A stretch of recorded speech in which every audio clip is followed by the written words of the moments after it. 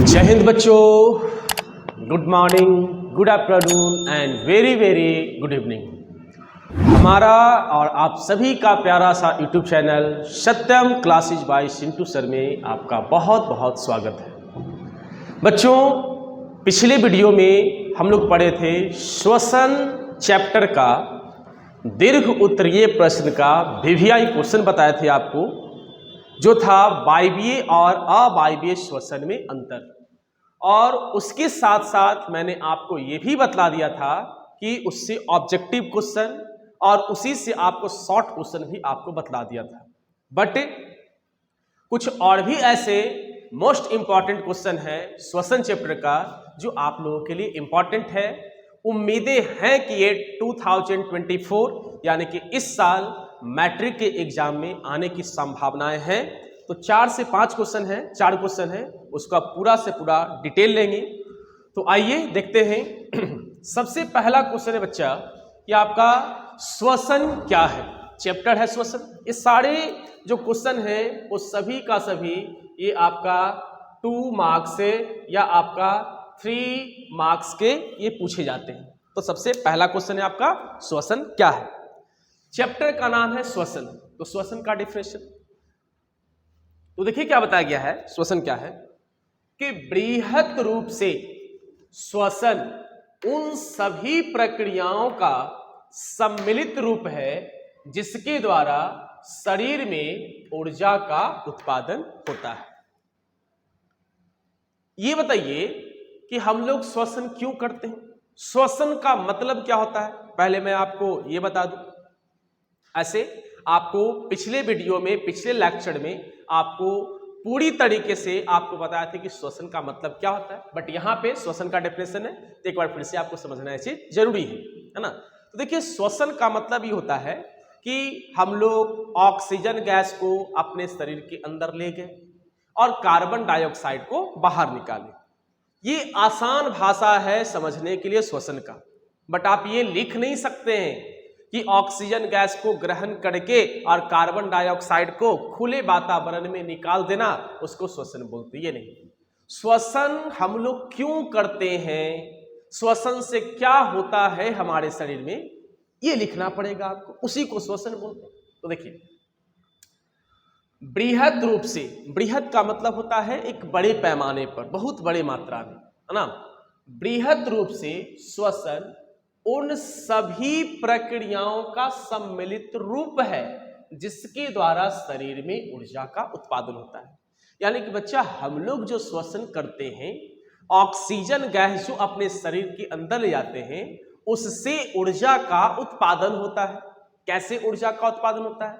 तो हमारे शरीर में ग्लूकोज रहता है, जो भोजन हम लोग खाते हैं, और वो भोजन जब पचता है तो वो परिवर्तन हो जाता है ग्लूकोज में, और वो ग्लूकोज ऑक्सीजन से अभिक्रिया करके ऊर्जा का उत्पादन करता है। उसी को क्या बोलेंगे? श्वसन। तो क्या बोला?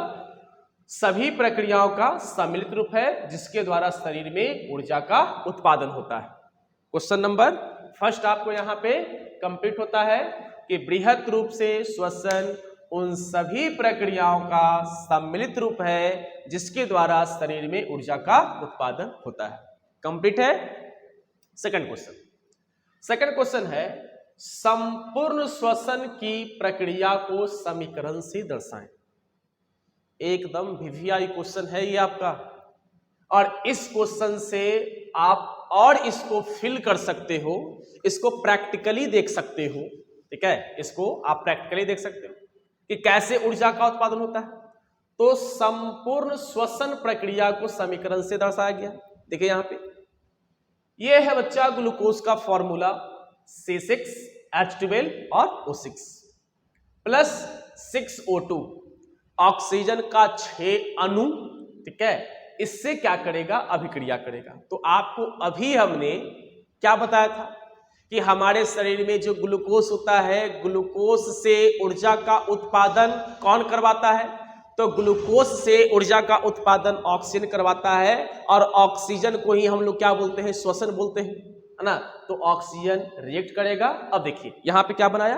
हाँ, और एक बात ये भी ध्यान रखिएगा, ऊपर में एंजाइम्स आप जरूर लिखिएगा, क्योंकि एंजाइम्स जो होता है इसी के उपस्थिति में इसका रिएक्शन होता है। और एक बात ध्यान रखिएगा कि कहीं भी अभिक्रिया होता है तो कोई ना कोई ऐसा कारक होता है ना, या उसको बोलते हैं अभिकारक बोलते हैं, या उसको हम लोग अंग्रेजी वर्ड में रिएजेंट बोलते हैं, है ना। तो कोई ना कोई ऐसा मटेरियल होता है जिसकी उपस्थिति में क्या होगा, रिएक्शन होगा। देखिए रिएक्शन करके यहाँ पे बच्चा क्या बनाया, कार्बन डाइऑक्साइड, जो कि हम लोग खुले वातावरण में छोड़ते हैं, है ना। और उसके साथ साथ क्या बनता है आपका H2O भी बनता है ना।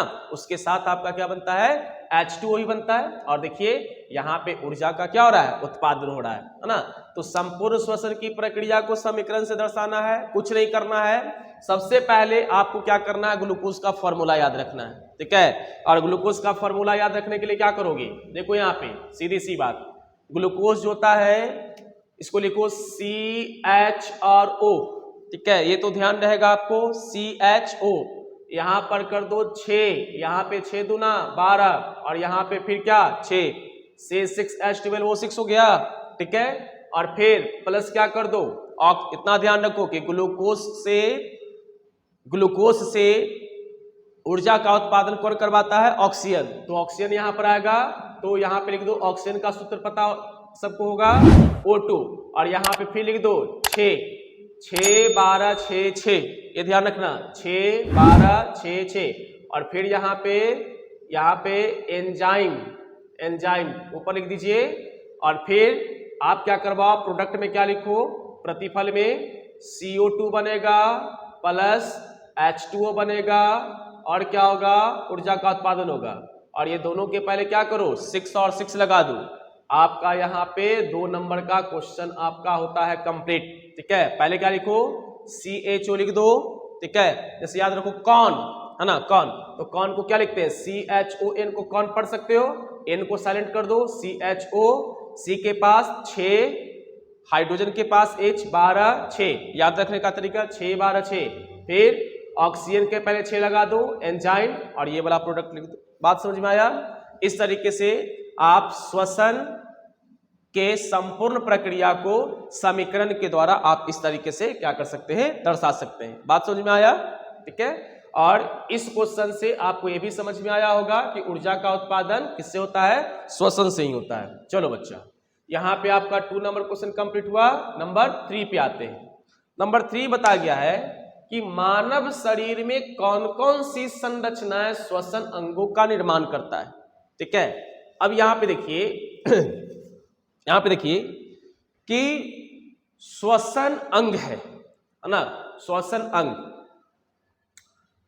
तो कौन कौन सा ऐसा अंग होगा जो पूरा श्वसन तंत्र भी ऐसे बोल सकते हो, है ना। मानव शरीर की कौन कौन सी संरचनाएं श्वसन अंगों का निर्माण करता है, श्वसन तंत्र भी यहाँ पे लिखा जा सकता है, क्योंकि बहुत सारे अंग जब मिलते हैं तो तंत्र का निर्माण होता है ना। तो यहाँ पे देखो अंग ऐसे लिखा गया है। तो देखिए कि मानव शरीर में नासिका छिद्र, ये बच्चा आपका 2 नासिका छिद्र हो गया, है ना। स्वर यंत्र या लैरिंग्स, ये हो गया आपका स्वर यंत्र या लैरिंग्स, है ना। फिर है श्वास नली या ट्रैकिया, स्वर यंत्र या लैरिंग्स के जस्ट नीचे होता है ट्रैकिया, तथा फेफड़ा मिलकर श्वसन अंग का क्या करता है, निर्माण करता है। यानी कि यहाँ पे आप बोल सकते हो कि 4 ऐसे ऑर्गन होते हैं, जिसमें से पहला है आपका नासिका छिद्र, दूसरा है आपका स्वर यंत्र या लैरिंग्स, तीसरा है आपका श्वास नली या ट्रैकिया, और चौथा है आपका फेफड़ा। ये आपको समझने का चीज नहीं है, आपको याद रखना पड़ेगा बच्चा कि ये 4 ऐसे अंग होते हैं जो श्वसन तंत्र का निर्माण करता है ना। तो क्वेश्चन नंबर 3 आपका कंप्लीट हो गया होगा। अब आते हैं क्वेश्चन नंबर 4 पे। क्वेश्चन नंबर 4 क्या है, और ये भी बहुत VVI क्वेश्चन इसको माना जाता है ना। और ये अपने दैनिक भाषा में, दैनिक जीवन में ये यूज होता है। लगातार दौड़ने से व्यक्ति की पेशियों में दर्द क्यों होता है। आप देखे होंगे कि जो खिलाड़ी होता है ना, जो खिलाड़ी होता है उसके पैर के मांसपेशियों में दर्द ज्यादा होता है, ऐंठन ज्यादा आता है। या आप भी कभी ये महसूस किए होंगे कि जिस दिन आप ज़्यादा हार्डवर्क कर लेते हैं, क्रिकेट खेल लिए, ज़्यादा आप खेल लिए, है ना, तो आपके पैर हाथ जो होता है वो दर्द देने लगता है। तो ऐसा क्यों होता है बच्चा? इसी सवाल का जानकारी यहाँ पे आपको हम देंगे नंबर 4 प्रश्न में। देखिए क्या बताया कि ऑक्सीजन के अभाव में, अब ये बताइए कि आपको तो पिछले वीडियो में हमने ये बता दिया है कि वायवीय श्वसन क्या होता है और अवायवीय श्वसन क्या होता है ना। आपको बताए थे कि वायवीय श्वसन जो होता है वो ऑक्सीजन के उपस्थिति में होता है और अवायवीय श्वसन की बात करते हैं ऑक्सीजन की अनुपस्थिति में होता है ना। तो यहाँ पे देखिए क्या बताया, ऑक्सीजन का अभाव। अब ये बताओ यहाँ पे ऑक्सीजन का अगर अभाव बता दिया तो यहाँ पे सिंपल सी बात है कि कुछ अवायवीय श्वसन होगा, है ना। तो ऑक्सीजन के अभाव में हमारी पेशियों में, पेशियों की अगर बात करते हैं जिसको मांसपेशियों भी बोलते हैं, मांसपेशियां को यहाँ पे पेशियां लिखा गया है, हमारी पेशियों में पायरुवेट से लैक्टिक अम्ल का निर्माण होता है।